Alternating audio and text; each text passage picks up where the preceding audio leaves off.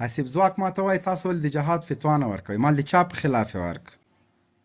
وایي د پاکستان د فوج خلاف. مال چې فتوا ورکړو بیا راځي؟ وایي و. مال سمه خبره وکړه، قسم والله بالله تا څه راځه. مال ښه راځي؟ وایي و. مال د طالب په فتوا راځي؟ وایي و. مال نو ملا دې ماته شه، طالب خو 20 کاله د امریکانو خلاف د جهاد فتوا ورکړې وه او تا ورته کالي مینځل، تا یې پمپرې پاکولې، تا یې د ټانک ټایرونه صفا کول. هلته دې دا د طالب جان فتوا ولې نه منله؟ اوس د طالب د فتوا ضرورت شو درته؟ ته دروغ وایې. په والله که ته امریکا پرېږدې، ته قسم په خدای که 300 یورو 300 ډالر سوسیال پرېږدې، ته هلته والله که دا تیز انټرنټ پرېږدې، بس پر هغه باندې راسه په ټیک ټاک باندې خبر نه یې. خیبر کې 11 اکتوبر را روان ده، ته په کور کې ناستې، نو و دې نه سړي زو خو ته خو هم په امریکا کې. ای دې نه سړي زامنو، 300 کسان ایران ویشتلی دي او حاکم نظام پښتنه نه کوي، السنوار باندې اعلامیه خپروي خو د ایران ظلم نه غندي.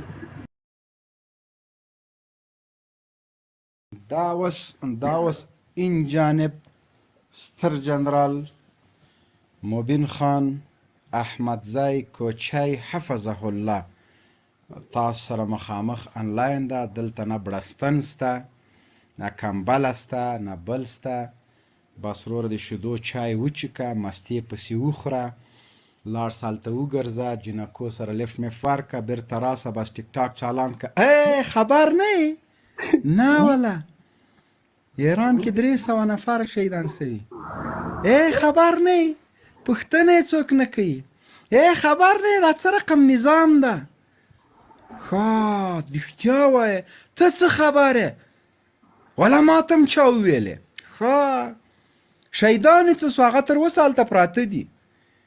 ما ته د صحنې یو کس ټلیفون کړی و سړی تا خو ویلې چې هغه پرون مړ ده، نن یې څنګه ټلیفون وکړه؟ دا لکه هغه یو ارامي پیر نه وه چې ویلې چې زوی مې مړ بیا مې قرآن شریف پې دسې و رادسې که زه ترې راژوندی سو، دغسې یې ژوندي کړل. بله ورځ سړی مړ بیا زخمی سو، بیا جوړ سو، بیا 15 کیلومتره په دې هغه کې سفر وکړه، بیا راغی افغانستان ته. بیا افغانستان ته راغی، بیا د نورو ملګرو قصه یې وکړله. که دغه 300 کسان ټول بیرته ژوندي نه سول، دغه ده زدرګر د دمونه پې اچومه، دا به ژوندي کېږي. دا صرف د منظور پښتون دغومره غولې چې کړي دي هغه پټوي. موږ میاشتو ته انتظار یو، 10 ورځې تېرې سوي دي او 50 ورځې پاتې دي. 50 ورځې بعد به فوج کډه وړي، دوی به 2.5 لکه ملیشه جوړوي، اردو به جوړوي، بیا به ټي ټي پي ځي، بیا به دوی د پښتونستان هغه کوي، بیا به برق په 5 روپۍ کېږي وروره ګله، بیا به ډیورن لاین خلاصېږي، کنډتار به لرې کېږي، دروازه دغه شیان دي. لاړ خبره 313 ته ورسېده، لکه چې هغه راپور کې چا چې راپور جوړ کړی هغه هم په مړو کې حساب سو، لکه هغه کې یو زم یمه، لکه چې کیسه مې ورانه سوله. دا وګوره، زه دا اوس امقه د ایران په امغجي کې چې دا پیښه سوې هغه ځای څه نومېږي؟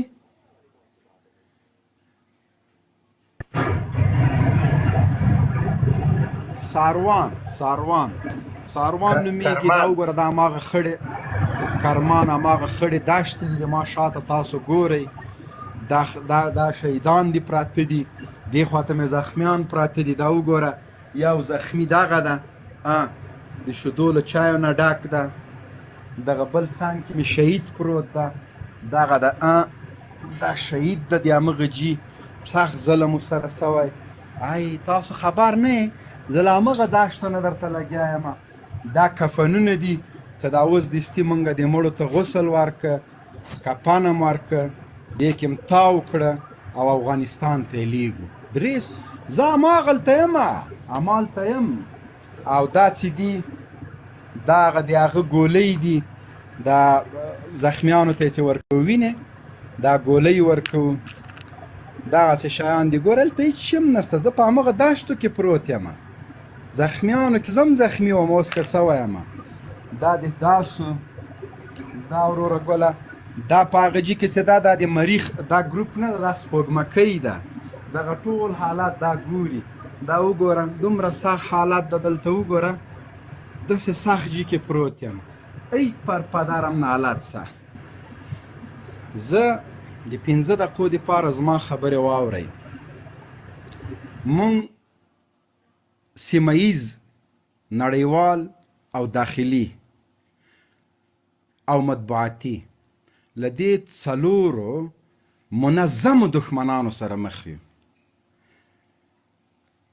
داخلي دښمنان مو هغه دي چې په نس ماړه دي په تن پټ دي باران پې نسته همدقسې شیان ورته ایښي دي له ګرمې کوټې نه راوځي وایي له لوږې مړ سولم اقتصاد مې سخت خرابه ده مجبوره یم بلکل در سره منم 20 کاله چغې ما وهلي دي چې زه وږی یم هغه مجاهد چې وچه ډوډۍ به یې په اوږه وه چانټه به یې له مرمیو ډکه وه واسکټ به یې اغوستی هغه چغې وهلي دي چې زه وږی یم اقتصاد مې خرابه ده یو سیمه ییز دښمنان دي سیمه ییز دښمنان زمونږ په ګاونډ کې شاوخوا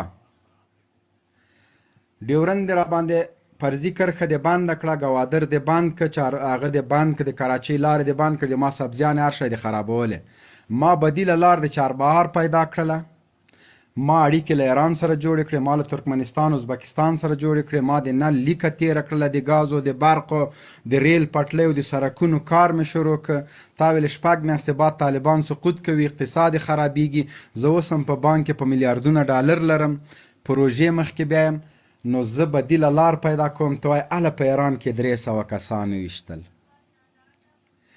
نو زه خو داسې نه کوم چې دا غوږ مې څوک راتوی چا پرې کړی زه بس منډې وهم سړی رانیسم زه نظام لرم استخبارات لرم حکومت لرم د څار بنسټونه لرم دیپلوماتان لرم زما نظام د یو میلمه دپاره خپل ټول نظام قرباني ورکوي بیا یوم نه لسم نه شلم نه د 300 افغانانو په مرګ باندې خاموشه پاتې کیږي اله چې امیر المؤمنین د خبر ده کنه اله چې رئیس الوزرا د خبر ده کنه ټول خبر دي د تا په منافقت باندې په څنګ کې د سرخولیان راته راجي کړل او طالبه او زه ملیشه او زه فوج هغه فوج خو بیله غځي منظور پښتون هغه فوج به دومره مصارف له کومه کوي چې دی د ډیورنډ فرضي کرښه پې وساتي دی د 800 پوستې پې وساتي دی د 3 چنده تنخواه ورکړي دی د تیل مصرف کړي دی د بودیجه مصرف کړي مخکې خو د میاشتې 2 میلیارده ډالر امریکانو ورکول اوس یې نه ورکوي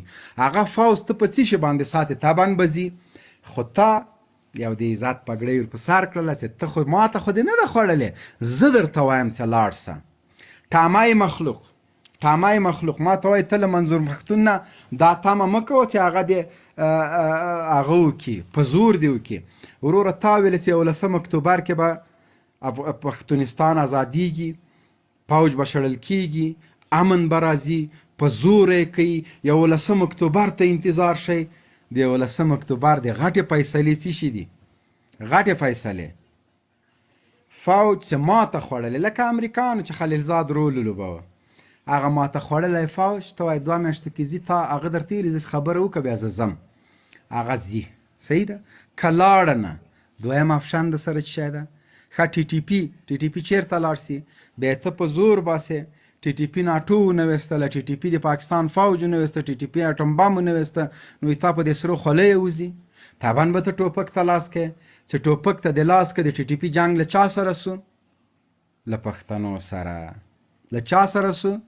له سرو خولیو سره څوک به پکې وژل کیږي افغانان ګټه به چاته رسیږي فاوسته عین کار مای کرسټل په افغانستان کې ونه که اربکه یې جوړ که امې د ملي اردو امې د امریکانو تلفات را ټیټ کړل بالاخره وتښتېد اربکه یې مړې سترګې پاتې شو څومره امکانات یې ورکړل څوک وژل کېدل زموږ نه خو اصلي دښمن پاتې شو امریکان کراب بیسو کې نسته موږ له اربکیانو سره لاس او ګریوان شلو عین کار اوس په خیبر کې کیږي زړګو د ما او د تا سیاست 20 کاله مخکې معلومه تا نجیب ته قهروان ویلې زه په مقابل کې ولاړم تا روسانو ته دوستان ویلې ما یې سرونه پرې کول صحیح ده تا ما ته اشرار ویلې، ما تا ته خلقي و کمونیستو پرچمي ویلې.